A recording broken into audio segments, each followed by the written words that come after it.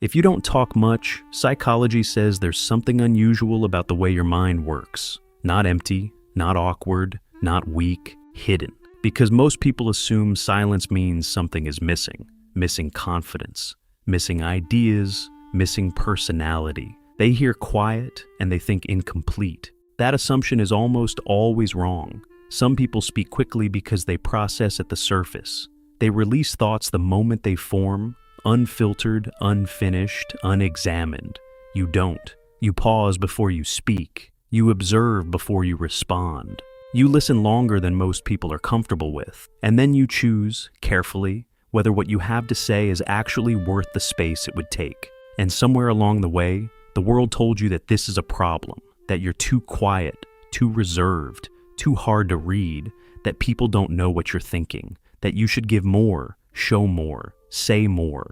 But psychology tells a different story entirely, because while others fill space, you measure meaning. While others react instantly, you interpret first. While others speak to be noticed, you stay silent until what you say actually matters. That difference isn't a deficit, it's a hidden architecture. And underneath it are 8 rare traits that most quiet people carry without ever being told what they actually mean. Once you understand them, the silence stops feeling like something to fix and starts revealing itself as exactly what it always was. Power that never needed to announce itself. Trait 1. You process before you perform.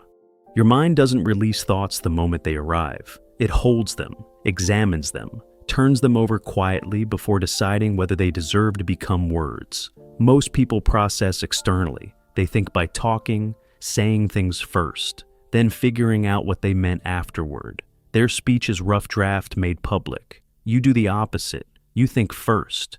You refine first. You sort through the noise internally before choosing what actually deserves to be spoken. And because of that, your silence is constantly mistaken for uncertainty, when it is almost always the opposite.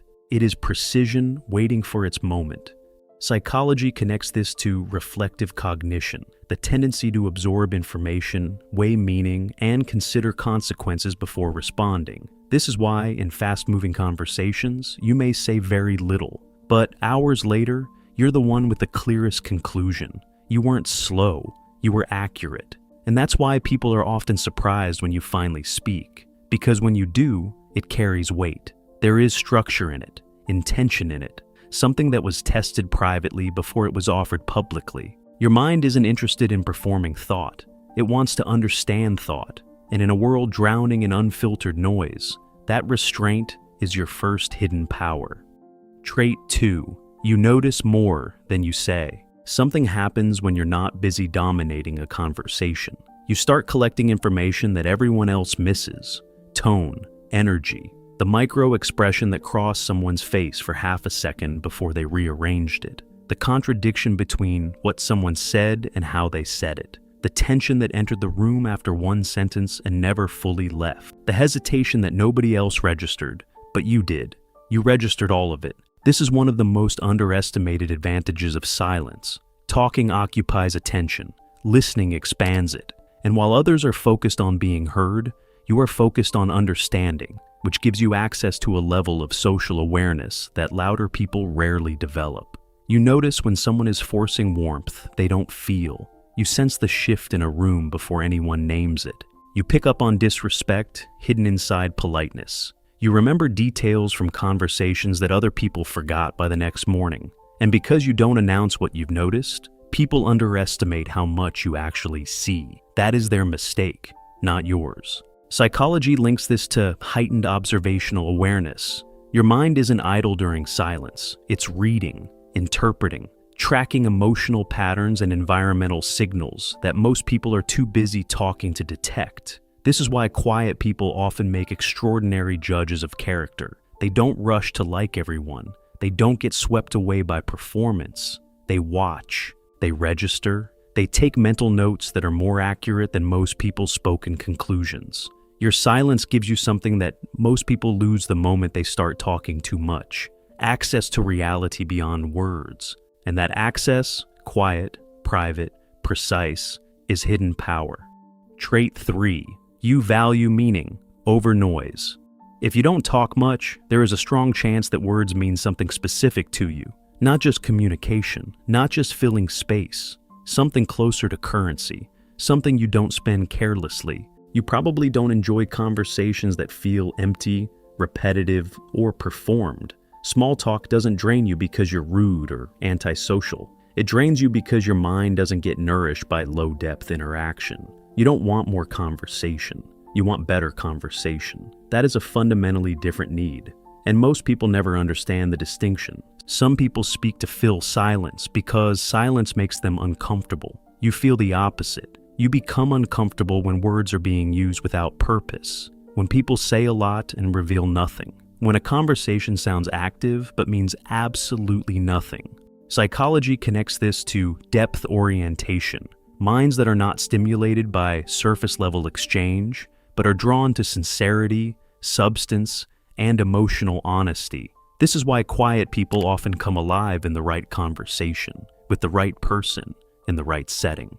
Not because they were finally opening up, but because the environment finally matched the depth they were already operating at. You're not someone who has nothing to say. You're someone who refuses to waste words.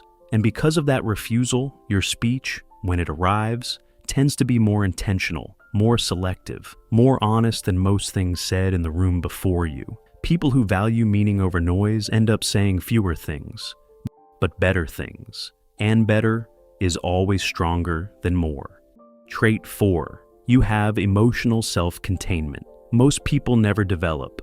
Here is where the misunderstanding runs deepest. People assume that visible emotion equals deep emotion, that the person reacting loudest is feeling the most, that silence during difficulty means absence of feeling. Almost none of that is true. Many quiet people feel more intensely than the people around them, not less. But instead of expressing every emotional reaction the moment it surfaces, they contain it, study it, regulate it internally before deciding whether it needs to be shown at all. You don't always explain your pain while it's happening. You don't narrate your anger in real time. You don't seek immediate validation for what you feel. You sit with it. You absorb it. You try to understand it before turning it into language. Psychology calls this internal emotional regulation. In its healthy form, it is one of the most powerful traits a person can carry. It means you are not ruled by impulse.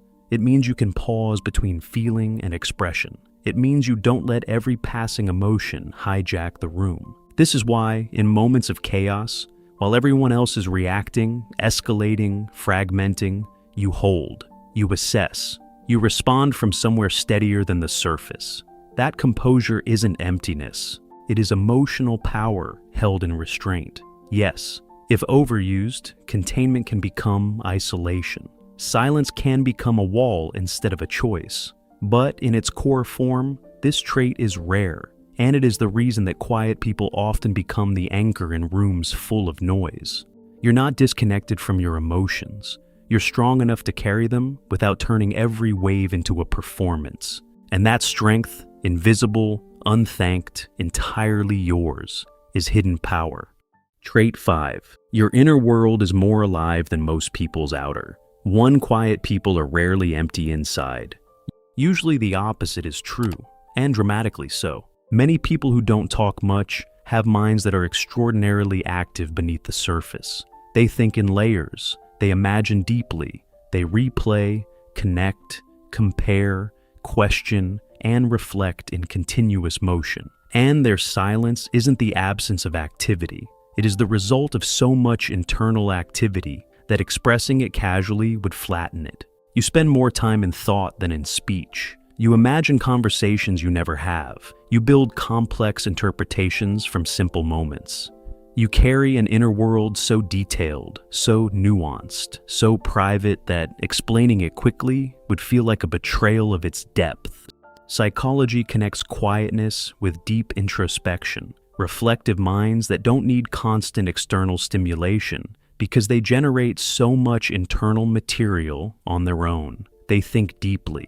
They process privately. They can spend long periods inside their own perspective without feeling empty, because they aren't empty. They're full. This is why silence feels peaceful to you instead of threatening. It gives your inner world room to breathe. You don't need constant noise to prove you're alive. You don't need endless social exchange to feel real. You have something that many people lose touch with entirely: an actual relationship with yourself. And that relationship creates something important: independence from the constant need to be validated, entertained, and externally defined. You can create meaning privately. You can think without consensus. You can stand apart without feeling erased. Some minds are shallow and loud. Others are deep and quiet. And deep, private, layered, genuinely alive is its own kind of power. Trait 6. You read people before you trust them. You don't open up easily, not because you have nothing to share, but because you understand something that most people learn too late. Once words leave your mouth, they belong to the world. You cannot retrieve them. You cannot control what someone does with what you've revealed. So, you assess first. You watch how people handle other people's vulnerability before offering your own. You look for consistency, maturity, emotional steadiness. You want to know whether someone is simply enjoying conversation or whether they can actually hold what you'd give them if you decided to speak honestly. That isn't coldness. That is intelligence earned through experience. People who talk less often understand something early. Not everyone deserves access to your interior. Not everyone knows how to hold truth gently. Not everyone listens with care. And not everyone who asks you to open up has earned the right to what's inside. Psychology links this to protective interpersonal boundaries, the capacity to evaluate relational safety before offering vulnerability. Quiet people aren't socially weak. They're often socially discerning.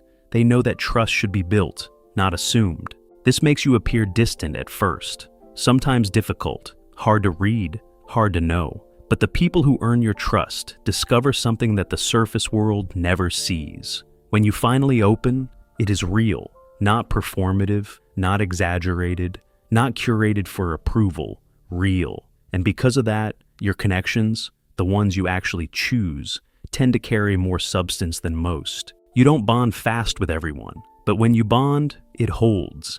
Your silence around the wrong people isn't weakness, it's discernment. And discernment is hidden power. Trait 7. You are more independent than anyone around you. Realizes something happens quietly when you spend more time listening than broadcasting, more time reflecting than performing, more time observing than seeking the room's approval. You build a relationship with your own mind that most people never develop. You become less addicted to immediate validation, less desperate to fill every gap with proof of your importance, less controlled by the crowd's definition of who you should be. This is why quiet people can appear calm in ways others don't understand. They are not trying to win the room. They are not chasing reactions. They are not shaping themselves around what gets the fastest applause. They have something else instead, something internal. Psychology sometimes calls this lower social performance dependency, a sense of self that relies less on public expression than most. You don't need to constantly prove you exist through noise. You don't need every room to confirm your worth. You can exist without announcing yourself, and that is a form of freedom most people never access. The freedom to step back without panic. The freedom to think alone without loneliness. The freedom to disagree silently until you've decided whether it's worth your voice. The freedom to refuse performing confidence just because the room rewards it. And this independence compounds over time, because people who are not desperate for approval are harder to manipulate, harder to pressure, harder to control through social reward or social punishment. They can stand apart, they can wait, they can choose. If this trait lives in you, your silence is not emptiness. It is the sound of a person who is not owned by the crowd, and that is hidden power. Trait 8. When you finally speak, people listen. This is the trait that holds all the others together. People who don't talk much develop something that louder people accidentally destroy: impact. When you speak rarely, your words carry gravity. People notice. They pause. They recalibrate. They assume, correctly, that if you're finally saying something, it probably matters. Your silence doesn't make your voice smaller. It makes your voice heavier.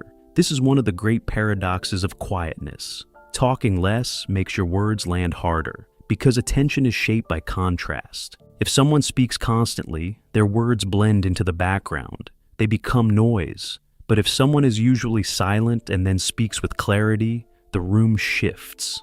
People lean in. The moment sharpens. And because you've spent more time observing than reacting, what you say often contains more truth than anyone expected, more accuracy, more emotional intelligence, more perspective built from watching what everyone else was too busy talking to see. Quiet people often become the ones who say the one sentence everyone remembers, not because they were trying to dominate, because they waited until it mattered. Psychology doesn't reward volume the way social performance does. Trust, influence, and wisdom grow from consistency, calmness, and discernment, not noise. The person who speaks constantly may control attention for a moment, but the person who speaks carefully shapes memory, and memory is always stronger than momentary attention. If you've spent years believing your silence makes you forgettable, look closer. It may be the exact reason your voice lands harder than anyone else's when it finally arrives. You don't talk much, but when you do, it means something, and meaning is hidden power. So, if you don't talk much, and you've spent years being told that something is wrong with that, understand what psychology is actually saying about you. You process before you perform. You notice more than you reveal. You value meaning over noise. You carry emotional self-containment most people never develop. Your inner world is more alive than most people's outer one. You read people before you trust them. You operate with an independence most people never access. And when you finally speak, the room listens. That is not a collection of deficits. That is a collection of powers, quiet, private, invisible to anyone who isn't paying attention.